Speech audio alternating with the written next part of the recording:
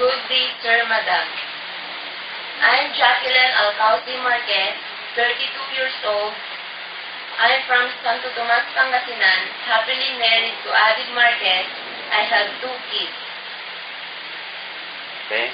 Do you have an experience as domestic helper here in the Philippines? Yes, sir. I have 2 years experience as a babysitter. Okay. How about other countries?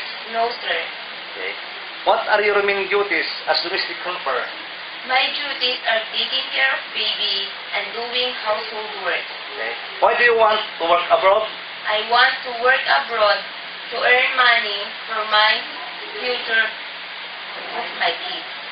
Okay. Who will take care of your children if you will go abroad?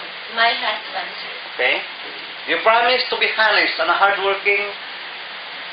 Yes, sir, I promise. Okay. Do you promise not to use the personal belongings of your employer?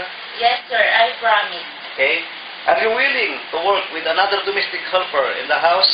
Yes, sir, I'm willing. Are you willing to share a room with another domestic helper in the house? Yes, sir, I am willing. Okay. Are you willing to accept to have your day off set by your employer? Yes, sir, I am willing. Okay. On your day off, are you willing to finish the morning course before going out? Yes, sir, I am willing. Okay.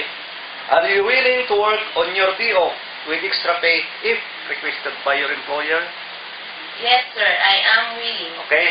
What will you say to your prospective employer if they are watching you right now? Hello, sir, madam. I am honest, patient, and hardworking.